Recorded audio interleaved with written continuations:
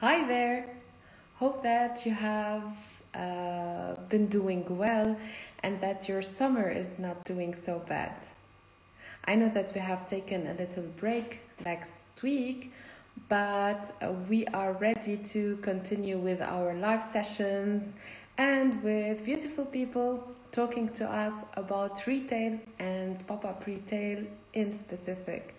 I'm going to be having a great session today, also from across the continents with Jeremy, who is going to be talking to us about APAC perspectives of retail and going to have a take on pop-up retail.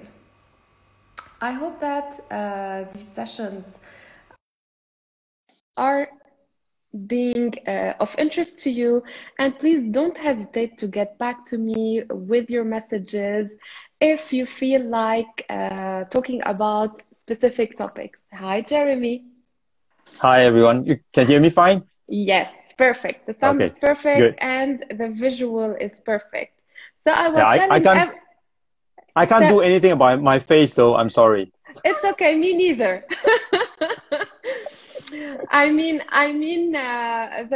The selfie camera does not give us justice, but we have to do with it. Yes. New normal face. New normal face. Exactly, exactly. And Jeremy, I was telling everyone that I'm connecting with you from across the borders. We're waving at everyone here in France, in Europe, and from across the continent. And I think that it's a little bit late in Singapore, but I hope that everyone will be able to watch us tonight. So we have a lot to talk about, Yes, and we we have do. a very interesting discussion. So let's take advantage from these couple of minutes that we have to start introducing you to all our viewers, and who you are and what do you do. Okay, so good morning, good afternoon, good evening, everyone. My name is Jeremy. My last name is Sea, as in the deep blue sea. I go by the you want to call it moniker or alter ego of the new retail guy, simply because I think retail needs a lot of help. Pre-pandemic, we know it's been heavily disrupted by the digital disruption, and now with the pandemic, we all know what that means, right? So I've been in this retail tech space probably for about 15 years, with a company that does technology that helps physical retailers specifically, in the areas of loss prevention, traffic analytics, and inventory management. So that's my day job. So I thought it is in the best interest of my day job for me to keep my job to help physical retailers, which is why I thought, going out and, doing video walkthroughs of new stores, new concepts, to share more. And, also because in Asia, it's kind of underrepresented, if I can Yeah. say that. Yeah. And I always have this affinity for China because I worked and lived in there for 9 years. I witnessed the big retail boom, from 2004 to 2013. And I think really, if you ask me, I think China is really leading retail, amongst other things. They are leading the recovery now, though, well, it is said that this virus originated from there. That's really my purpose and reason why I'm doing what I'm doing. Really to share and to help everyone. Because I think with the current situation, the more retailers share and, we unite together and share best practices or learn from each other, I think it's a better benefit for everyone. Yeah, before hitting on our topic, Mhm. what you have mentioned earlier are these 15 years of experience in retail, and I think Yeah. that the past decade have really showed us interesting changes in the retail. If we can like summarize these changes in a few points, what can we say, or how did retail change in the past 15 years? I think if I have to shorten, like a short, concise summary, we all know the old saying, right? Retail is about location, location, location. And that was like early part of, I don't know, even 2000s or so. And that held true until, you know, this onslaught of e-commerce came on. And then suddenly retail is everywhere. And then with the internet and all this digital disruption, it is not just everywhere, it's anytime, right? And even more so now, the challenge is not just retail, but really the delivery has become a very important aspect because internet age, right? Everyone wants it now. Yeah. So I think that in a very quick summary is, I think, how I would summarize the development of retail, how it has transcended. And now we are in a very exciting and different phase, right? We do not know how this pandemic is going to work out or not, and how long this impact is going to be. And so this is a new phase, right? If you ask me the question, this same question, another 10 years or 15 years later, you know, it will be a different answer because of the pandemic. Of course. What you also mentioned is the important injection of e-commerce in retail, or maybe all of these traditional stores who have started injecting e-commerce platforms onto their businesses in order to cater for customer needs and those customers who are needing everything right now, as you have said.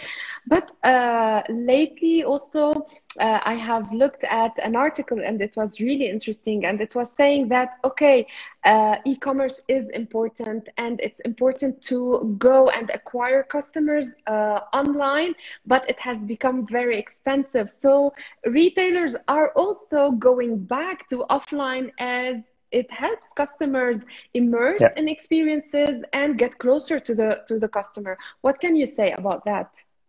I think there are studies that I've seen. I can't remember the percentage, but you're right. Online is expensive because I believe the statistics from US is 1 out of 3 online purchases have been returned. So there's a cost there in terms of logistics. And if you look at transactions online versus in-store, the margin is usually higher in-store than online for the same reasons, right? Because you have your, I'm not going to blame the entire generation, but, you know, your youngsters, you know, the Instagram influencers crowd, you know, and all this fast retail, they buy like 10 pieces, they take their pictures and post it on Instagram, and then they return 9. So there's a cost to operating that. And so I think in a nutshell, that is kind of the situation, which I've always been telling people, right? It is not about going 100% online or going 100% offline. It's about having both. And I think everybody realize that now. You need both because they perform very, very different functions, right? Like if I had to summarize it, I would see online more of closing the transaction, you know, the ordering and securing the deal and all the data and all that. But really, physical stores will have to take a different function in terms of building the brand, engaging and connecting with the customer on a different level, and really telling their brand story and their purpose. Yes, perfect. We'll be talking about that in detail. So I think it's about time to start our core of the topic. I'm waving back at everyone who joined us during the session. Everyone from overseas, they know who they are. I'm waving at you as well. Thank you for joining us. So Jeremy, we're talking today about the pre, the during, and the post-pandemic as these phases that we have witnessed. I mean, I don't know if we have the chance or not to witness these phases, but in a short period of time, in a matter of 2 or 3 months, the world has changed, and especially the retail world. So with you, we're going to talk about these important 3 phases. We're going to talk about the APAC retail perspectives, but we are going to concentrate on pop-up retail more during this discussion. So I leave the floor to you to start talking about the pre-phase in order to really highlight what has been going on before the pandemic. Yeah, so before the pandemic, I think we all know that retail has already been facing challenges from the digital disruption. So it is a fact that, you know, retail is the second most disrupted industry by digital. The first being media, right? You know, you no longer you don't want to go to the cinema, right? You have all these decentralized movies and series you can watch from at at the press of a button. So media has been disrupted with all this decentralized YouTube and all that. So the second most disrupted one really is retail. And retail is primarily because of the rise of your e-commerce giants like Amazon and Alibaba's. So because of that, physical retail stores have this challenge, right? They are either online or they are not online, or if they are offline for total physical store, they need to consider getting online. But can they fight against these giants, or do they work and collaborate with them? So we see a different type of retail evolving. So there are those who really still stick to being physical all the time, and there are those who really align or work with all the giants, especially like in China. You know, Alibaba is helping some of these mom and pop shops to go online and, you know, get it on their platform. So that is kind of the setting pre-pandemic, which wasn't that long ago, right? Just last year, 6 months ago. And I think back then a lot of discussions went around, you know, experiential retail, right? Yeah. Be it pop-up or anything else that is physical. We're talking about experiential retail. Why? That is primarily because the customers' preferences have changed. If they can buy anything online, why do they have to visit your store? Which is why there was a lot of discussion to say that there's a need to change the function of the physical store, because you need to give customers a reason to go back. And to that reason really simply is to let the customers go to your store and experience something that they cannot experience online. Right. So that is kind of the entire setup, you know, pre-pandemic. And the role that pop-up stores take place then, I think really is to help with that engagement, with the customers and consumers on that level, you know, to let them experience something that they have or something they have to offer. Because physical stores, sometimes they have, you know, fixed structures within their physical stores, or they are not able to cover a certain location, or they want to go to a specific location that they have no presence before. And that is when pop-up stores can come in and help, right? The way I see, and I think the most retailers see pop-up store, is that it's the new world of different possibilities. You can do whatever you like, and really to reach your customers, that is different from what you have currently in your physical stores. And if you're a new retailer, you have other use for it. Like you can use it to experiment. If you see how people react with your brand, and if there are people coming in, the traffic that you draw in a certain area that you're not present. So those are kind of like the functions, I would say, a pop-up store, pop-up retail would perform pre-pandemic. So basically, we're talking about a brand who have been venturing, exploring new areas, maybe new concepts through pop-up retail, as this format helps them really to explore without really being judged if anything goes wrong. And they were trying to inject a little bit of customer experience, as people were getting really tired of seeing the same things all over again. So pre-pandemic, we were going into that direction. But so what types of brands really made it well pre-pandemic in terms of pop-up stores? Could you think of any examples that are on top of your mind? There are some examples back here in, you know, hometown Singapore, and I think I've kind of shared a little bit with you. I think the most outstanding poster child for pop-up in Singapore is really these they call it the unboxed pop-up retail self-service store by Singtel, Singapore Telecoms. So it's a telecommunications service provider. So I think it has a space about, I think if I remember correctly, 45 square meters of space. Yeah, that's the picture. 45 square meters of space, and it's really 100% self-service, 24/7 operations. And this really is a great showpiece, because in it you can do a lot of things on your own. You can you know, maybe change your SIM card, you can purchase a new phone, you can perform all these things that usually you might have to perform by going down to one of the store, take a queue for hours and all that. But you can go to this pop-up store and settle all these things by yourself, buy your accessories and anything that you need to do. And there are robots in there helping you. And if you see in the picture right now, the booths 1, 2, and 3, it's really a video, what you call it, a live video help service. So if there's any questions, right, you can go in and ask your questions there. And if you see the colorful part of the side of the store, that's where if you have ordered a phone, you can go in and pick it up. And I think the most important thing about this really is it shows the service provider, because telecommunications is such a highly competitive market in Singapore. There's like 4 or 5 operators in just a tiny Singapore. So this really helps them shows their thought leadership in terms of direction.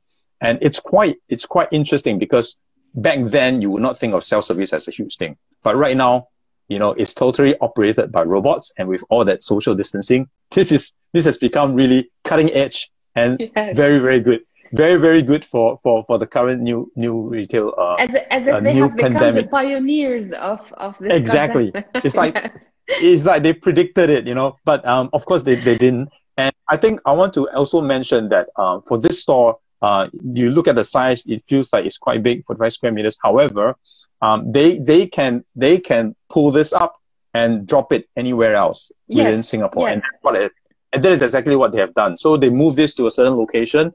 The first location was in the CBD, and I think they have moved it to another residential suburban area. So they can move this, and it's really a good idea, because you get to test, and you can have all this different testing and see how much has been utilized in different spaces. So I think this is a really good example. And I think really the purpose is to display that thought leadership in terms of service, so that they can help them be further ahead as a brand to the consumers. Yeah, I don't know if we should mention this or not, but at some point we have also blamed retail for becoming very mechanical and unhuman. At some examples, we can see that it is, but at other instances, if we dig into the concepts, we see that human still exists, but in a different dimension. Can you comment on that? Yeah. Personally, I'm rather old, you know, I'm in like mid-40s, so I'm quite old school. I still prefer to interact with humans, right? So if I'm in a queue and there's an automated queue and a cashier, I prefer to go to the cashier. That's just me. And but I think, you know, as consumer preferences change, and now with the pandemic, I think we need to be able to offer that option for people who want to social distance themselves or just to keep safe. So, but I really do think, you know, if all this global lockdowns and everything has taught us anything at all, it has taught us that, you know, physical interaction is still important, right? Yes. You know, we are on this call right now, but I think someday if we're ever in each other's hometown, I know we will want to meet, right? Just to, you know, of course.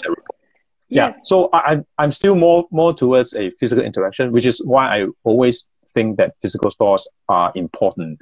They are not gone and dead. In fact, they might be even more important now than before. Okay, so we will talk about that in a minute, I think. So moving from that pre-period, we have witnessed also an important wave of pop-up stores during the pandemic. Many brands have looked at alternatives during the pandemic, and these alternatives were pop-up stores. So what happened? Right. So I want to first clarify, because I think when we advertise this session, we talk about, you know, APAC perspectives on pop-up stores. I do not think that there is much difference in terms of APAC versus the other countries. Maybe in certain form of usage, it could be different.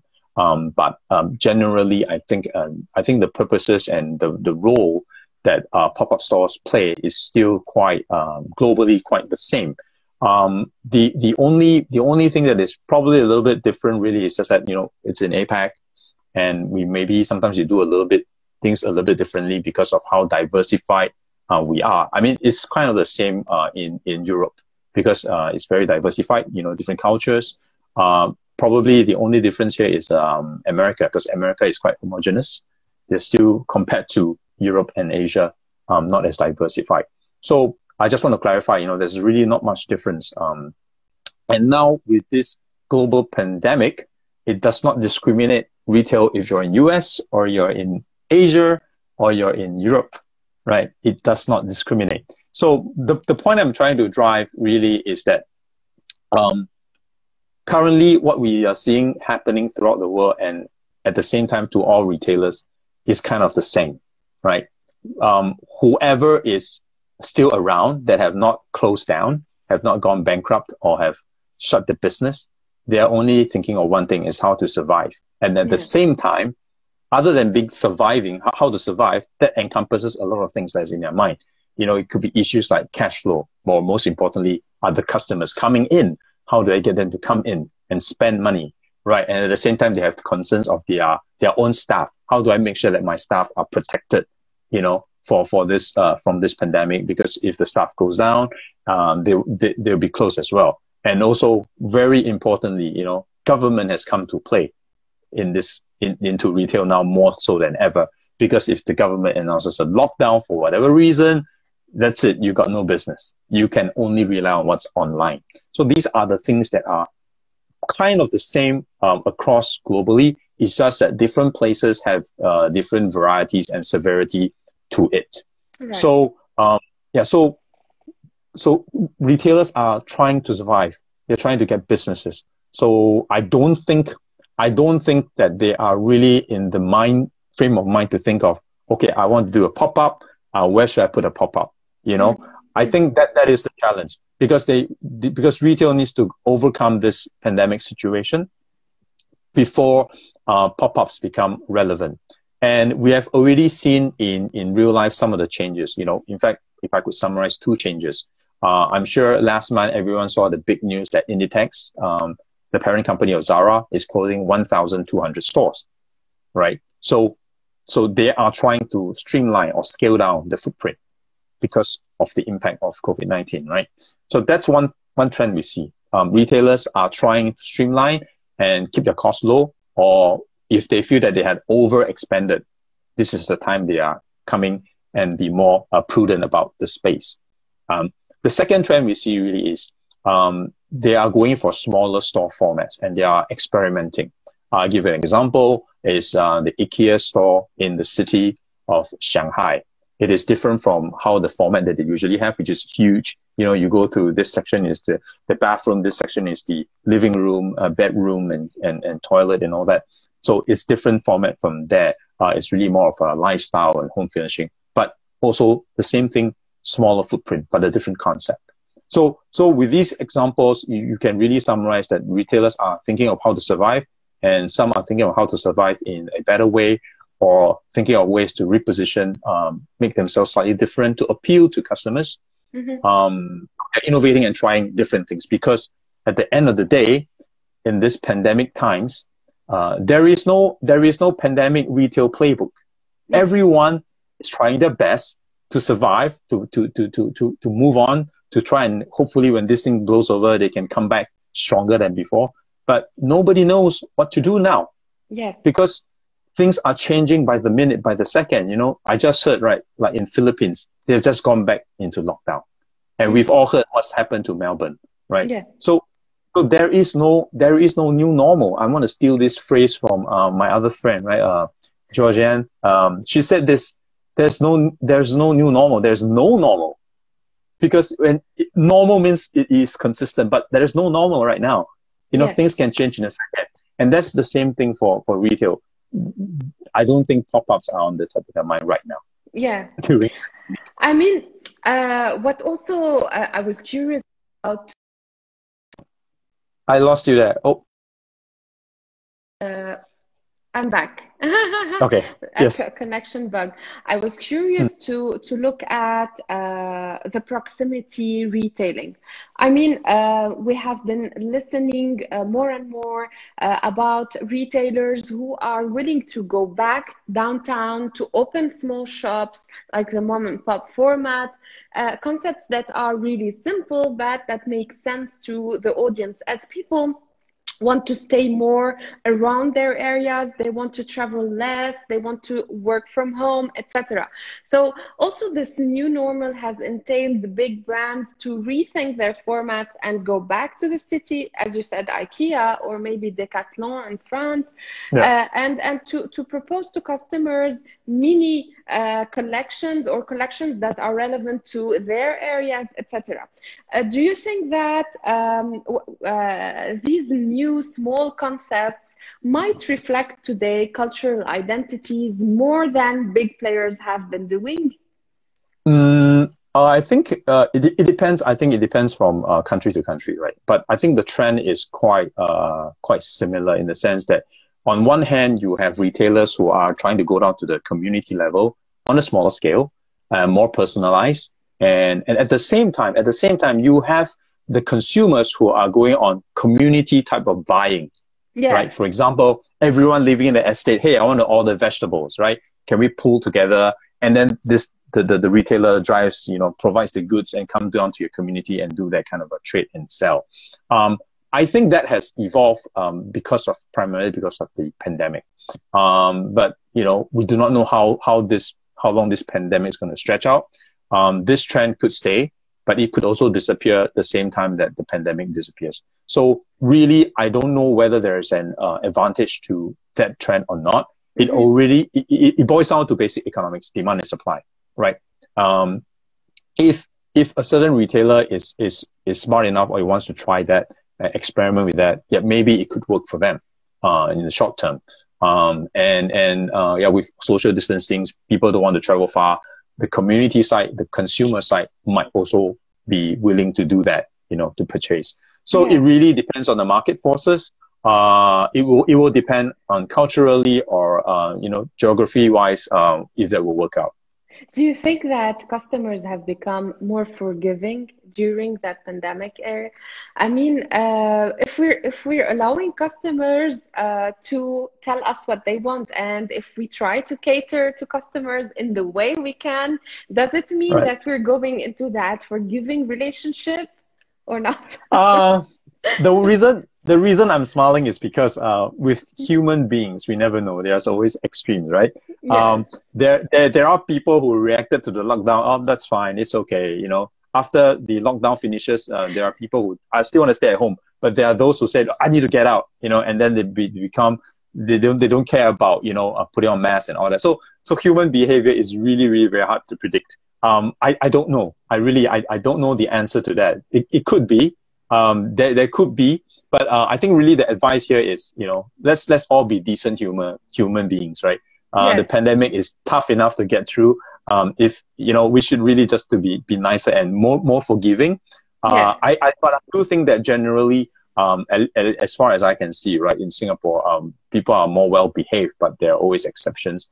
But people have learned to be more patient because with social distancing, there are long queues, right? And things may be a little bit slower. You need to queue to get into stores because of occupancy requirements. So we will slowly get into that. We will adapt to that. Yes. Yes. So we're going into a term that's called adaptation rather than anything else. Yes. And we're not really talking about this new normal because, as you said, this new normal cannot be as there is no consistency yet. Right? I think we also talked about other examples. Would you like us to comment on these examples again? The ones that I think I have this one. Yeah, this one is, I think you go back to one more picture, the main brand itself. Do you have it? So this, no, not this one. Yeah. So this is a pop-up, a huge one by Sephora. I think it was earlier this year. I can't remember. And I think the video screen you're blocking the main part, but that's fine. It's a very playful pop-up. Just an example of how things could be different. I believe it's about 700 square meters, so it's huge for a place like Singapore. It's huge. It's very colorful. It's very playful. In fact, they have different rooms themed behind the different brands of their makeups that they carry.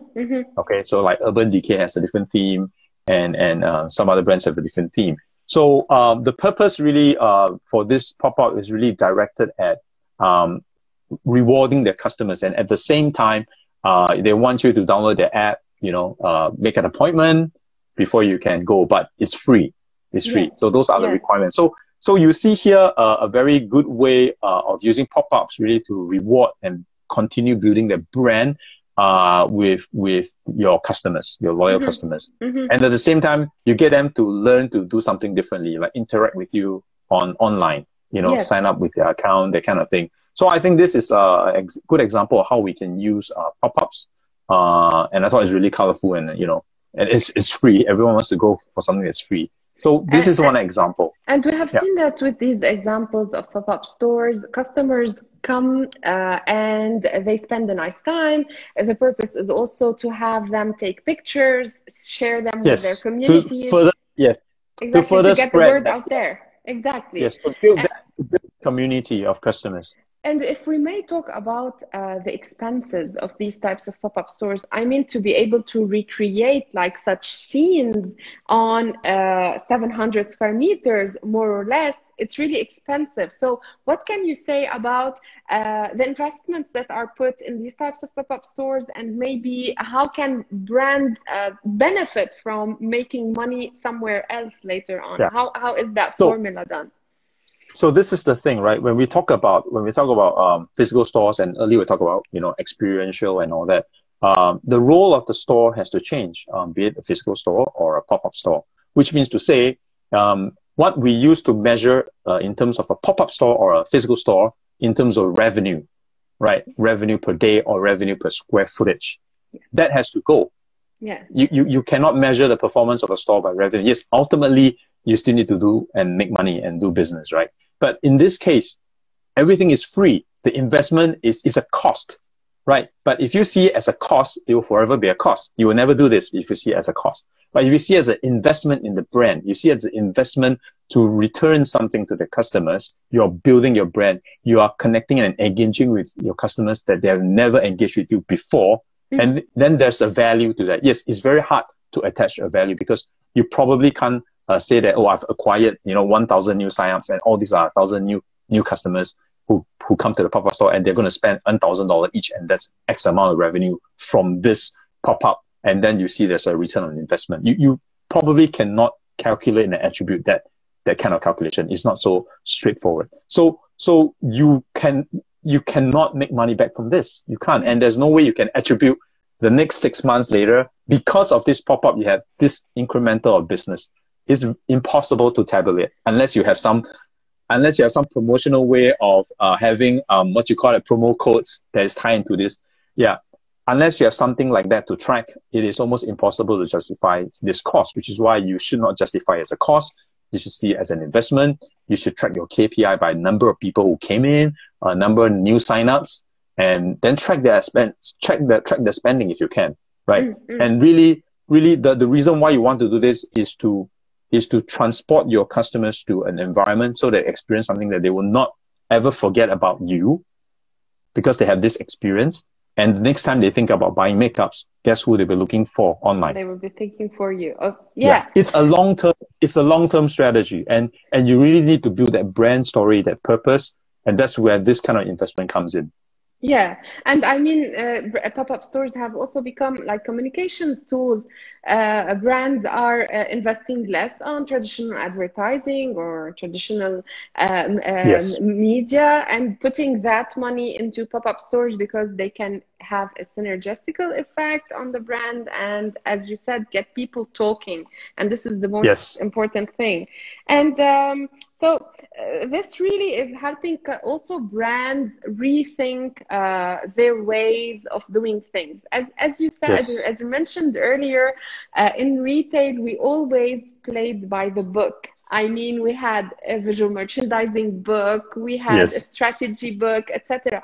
Are strategies becoming more lenient? Are we allowing ourselves today as brands to think of haphazard actions that really capture a moment that might do our brand justice? What do you think about that? If you're referring to, you know, going to, like, for example, the Sephora pop-up, going there, taking an Instagram picture and sharing that moment, does that help?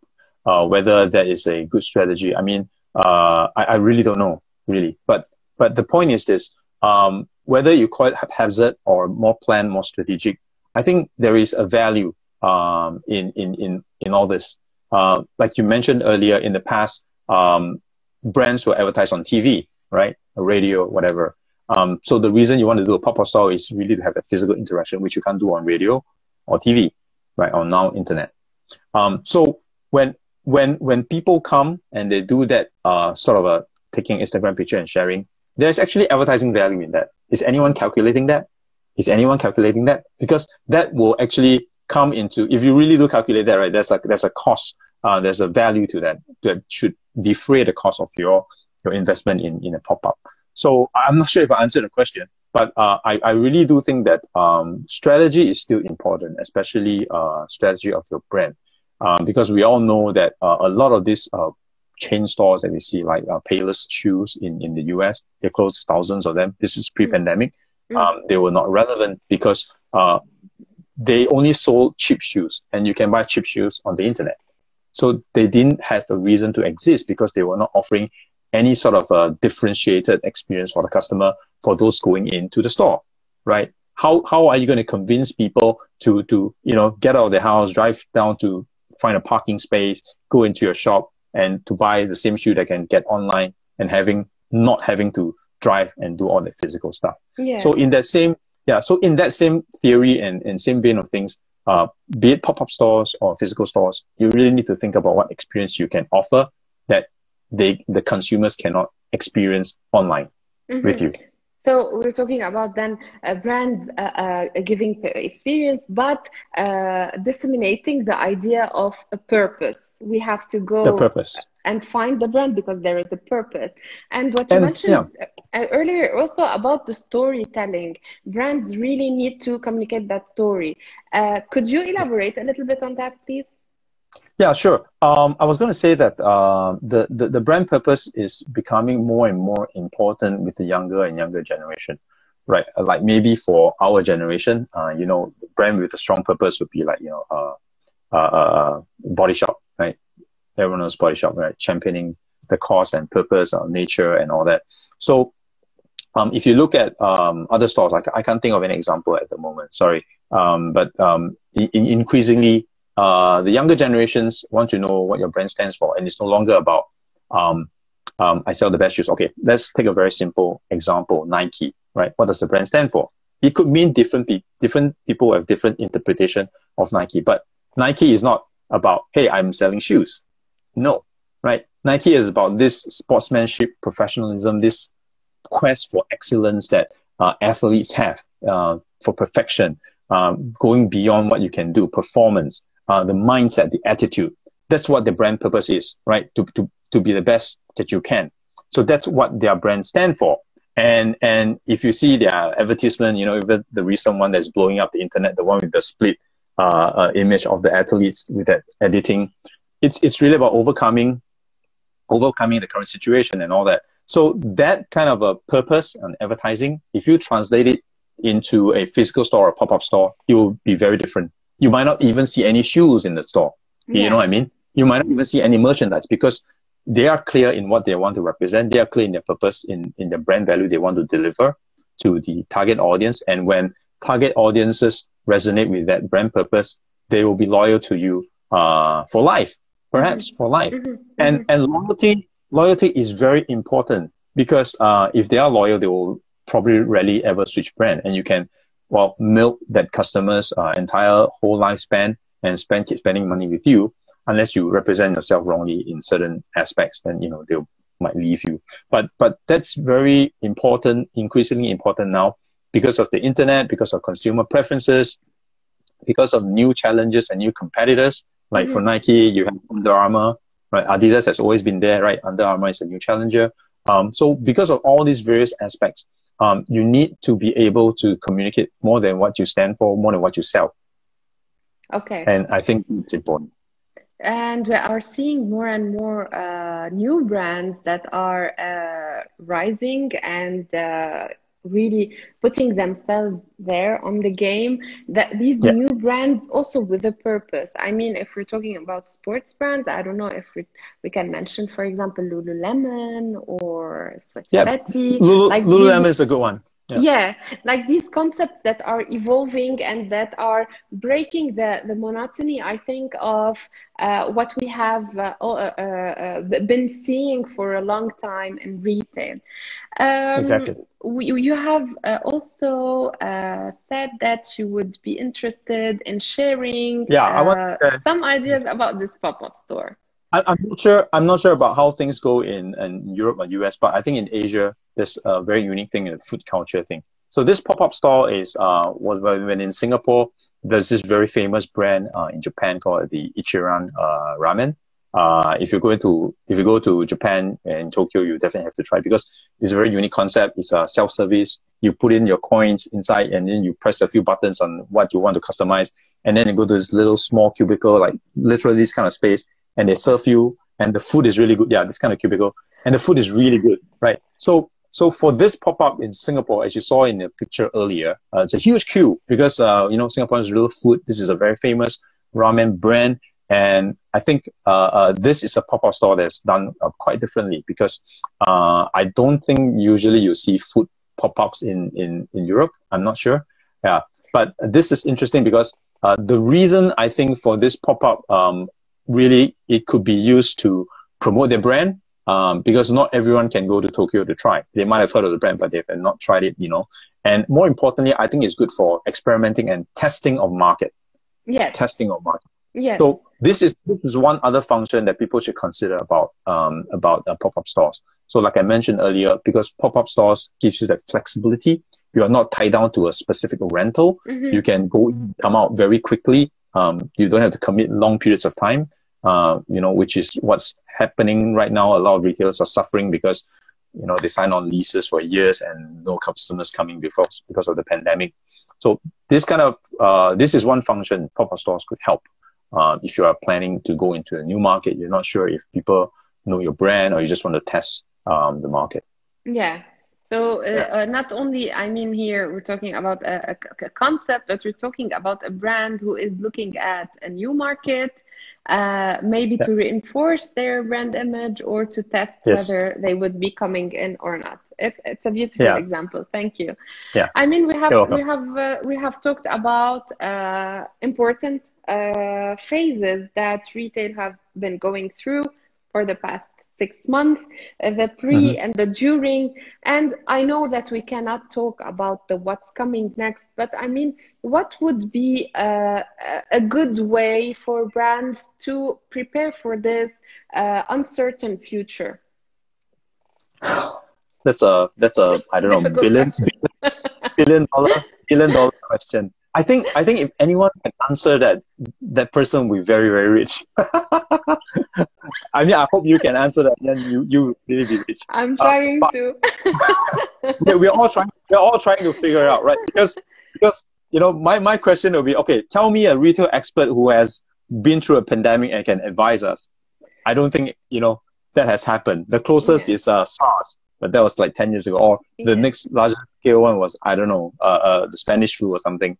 But probably no one is around to guide us. But if I had to answer that question connected to pop-up stores, I do think that post-pandemic, if we get out of this and everything goes back to old normal, pop-up stores will be even more important because remember this: if we go back to old normal, the internet and all the Amazons are still there. They might be stronger than ever. So pop-up store will give you that flexibility to move in and out of places, to do all this testing, to build new concepts, to see what works and what doesn't.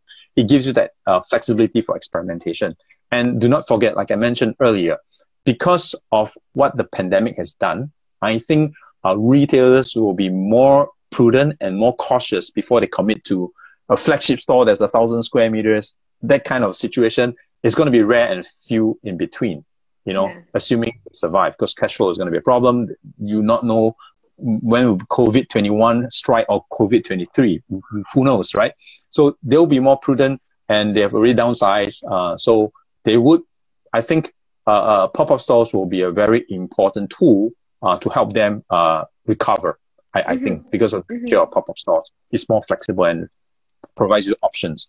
If I had to give any advice on how we could do pop-up stores better, really, I think it boils down to two things, which I think we already touched on, but I just want to recap and re-emphasize. Number one, okay, maybe I didn't talk about this earlier, but I think very importantly, the examples that you saw earlier, I do dare say none of them look like pop-up stores. They don't look like pop-up stores. Okay, I think that's one very important thing. Do not make your pop-up store look like pop-up store. Make it look as permanent as possible. Invest all the money you want, because if you're going to do it, might as well do it. Yes, might as well do it right. Correct. Yeah. If not, it's just a I don't know a flea market kind of setup. Yeah. Better not do it. Okay. Yeah. And why is that important? Because you are using it to reach the customers, to give them a good experience. So you definitely have to do the best you can, right? So that you communicate as best you can what your brand stands for and the purpose. So that's the first point. And then the second point is linked to the first. Really, it's really for you to communicate your brand purpose. Let the online component do the transactions, do the money counting, do the transactions, do the credit card, do the whatever contactless payment. Okay? Use the pop-up store differently. Use the pop-up store to engage and acquire new customers so that you can direct them to go online anytime they want to buy what you want them to buy. Mm-hmm. Right? But if you have the pop-up store done right, you communicate your brand purpose, your branding, you engage them rightly, you will establish that loyalty, and they will remember you, and they'll remember to go to your online website to order. Okay? Yeah. You have to have that clear distinction. That is why I think what is important for pop-up store. I think these are quite basic, but I just want to re-emphasize these points. And based on those examples that you saw, none of those had sort of, okay, maybe the ramen one had transactions, but that's a different purpose. They had to test the market, you know. But really the previous, the Sephora one is a good one. There's no transactions at all. It's free. It's free. And it's huge, big investment. Yes. Yes. So have that consideration, you know. I hope that, you know, with these examples, you know, we could help retailers rethink how they should do pop-up stores as they come out of the pandemic, whenever that will be. I think that's when, you know, it will be critical. If you're going to do it, might as well, you know, do it well. Yeah. Okay. So I think if we can recap, I don't know, also maybe if we're thinking about these pop-up stores, and if you're saying that they are going to be more and more important to brands and used more than ever, I think we're going to be witnessing ever-changing streets. Every time we go in and out, we're going to look at a different scenery, which is really important. And I think which makes retail richer and more interesting, as you said, because we would be having or injecting more experiences all the time. Exactly. I think that we have talked about the things that we wanted to talk about during this session. Is there anything else that you would like to add? I know what you told me earlier. I can't think of anything I want to add. But I think I think this is a good topic, really, pop-up stores. Because prior to doing this, I didn't really think that much focus on pop-up store, but you got me thinking, and I really do think that the importance is there. Even pre-pandemic, it has been important, but you know, post-pandemic is going to be even more important. Let's just forget about this part in the middle where it's during pandemic, and let's hope that goes away as fast as possible, so that we can go back to, you know, old normal. And that, you know, retail is still very important. Part of, you know, a country economy and all that, jobs, right? Physical stores will not go away. Let's be clear. Really, to survive, you need a mix of pop-up stores, online stores, and I don't know, online pop-up stores, who knows, right? Yeah. And yeah, there's one more thing that you sort of inspired me, that got me thinking. You're right in the sense that if there are more and more pop-up stores and they appear at different places, it's going to add a lot of vibrancy to the general retail scene, right? Think about this, right? We all know that there are a lot of different shopping malls, and they tend to be quite similar in terms of their offering, right? You see that same McDonald's, you see the same Starbucks, you see the same, I don't know, Uniqlo or the Zara store in probably almost all the properties, right? The shopping malls. So if you have pop-up stores coming up differently. You know, you give customers a reason to visit your mall, Yeah. right? Yeah. So Especially I that think, malls are being very threatened lately, and that many right. malls are going to close, as we have been Yes. reading. Yeah. Exactly. Exactly. So I don't know how the fate of malls will be after the pandemic. But if you see, because pop-up stores can pop up anywhere, they can be along the busy street, right? So they're not restricted to just malls. But yeah, if malls were to survive and we go back to old normal and there are a lot of different shops that are quite the same, it's the same old malls, just different location, pop-ups would really add that difference and vibrancy and different a different reason for people to visit, which is Yeah. a good thing, right? Which is a Yeah. good thing. So maybe I would just want to add, yeah, that's probably the other point. Yeah. Before closing that session today, I Sure. was really scratching my head last time about the question related to going back to what retail was. I mean, after we have discovered all of these new possibilities, do we even want to go back to what retail was before? Well, that's a good question. I mean, I I think have asked lots of good questions. that's a good question. And we I think really need to tackle these points. the answer to that actually lies with the consumers, right? The answer to that lies with the consumers. And I always like to generalize things. I think, you know, with this pandemic situation, you're going to have two groups of consumers, right? Already there's this short abbreviation, right? FOMOs and GOMOs, right? Fear of missing out people, and I can't remember the other one. Oh, sorry, JOMO, joy of missing out. Yeah, joy of missing out and fear of missing out. So it really depends on you know, which is the forces, you know, these two groups. Because if you see with the pandemic, the people who are happy with missing out, they suddenly realize that, hey, I don't need so many things after all. Yeah. I don't need that computer. I don't need that super good vacuum cleaner, whatever it is. They feel that I know what is essential retail now. Yeah, at the very least, everyone knows what's essential retail. So there will be a group with like, it's fine. I can live with less now. In fact, it could be a good thing, right? And then you have the people on the other spectrum who fear missing out. Maybe they fear that, oh, now I have more money saved. I want to lavish and spend on this before I get locked down again.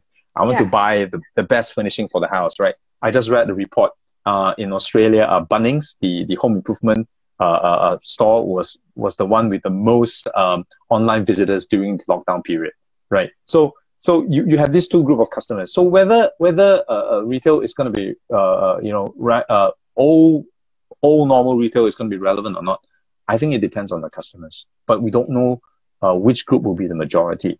But there will be these two group of people and somebody in between, right? And well, if I could make a prediction, right, based on what I know about human behavior, although I'm not a psychologist, humans are forgetful.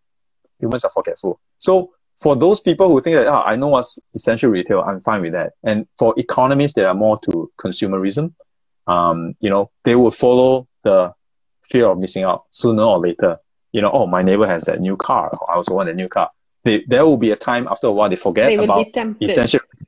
Yes, they'll be tempted and they go back to their old ways. Yeah. So maybe that's when old retail will come back. But it will forever be changed. I mean, it has changed because of the digital disruption. And now with this, we do not know the long-term impact, whether it will be an impact or not. Because remember this, when you say that online retail there was a boom during the lockdown period, it is logical because there's no other way they can go and buy certain things. So it's definitely a boom. So it'll be interesting to see how much of this once off or this period of time, how much of that turned into from a necessity to a habit. Yes. We don't know that. We don't know that. Yeah. And right now, with a lot of people working from home, it also depends, right? We have seen a lot of announcement of different big companies stating that working from home will be a new normal, even after pandemic. And then what happens? Maybe there'll be less people who buy shirts to wear to work. They'll just buy more pajamas. Who knows? Yeah. Right. So it depends on the consumers whether we will want to go back to the old normal or we will continue with this social distancing and all that, you know, queuing up, checking temperature. It's hard to say. Too many variables. Of course, if there's a vaccine, yes, I think things will go back. So many things to think about and maybe to discuss in a future live session. Oh, sure. Yeah. Sure. I mean, we have.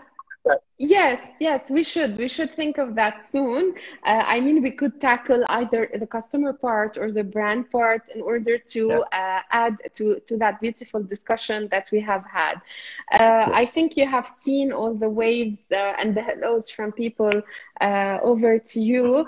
I I'm think, trying. I'm trying hard to not to because I need to think. So I'm yeah, you sorry would if I concentrate. So yeah you had concentrate. many. So thank you for everyone for joining us. I will directly post this live on IGTV and it will be made available soon on YouTube and I will be sharing the links with you.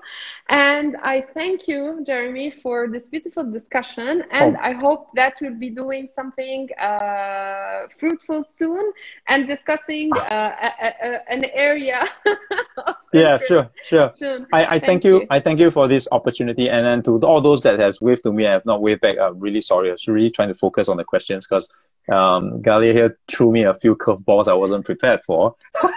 But it's good. It's all good. I like this kind of impromptu discussion. And so thank you very much for having me. And thanks to all those that came online to support me. Thank you very much. We hope we do this again. Yes, very soon, very soon. Yeah, I wish you sure. a good night and see you soon on Huckster. Thank you. Yes, stay safe. Bye-bye. Thank you, Jeremy. Bye. Bye.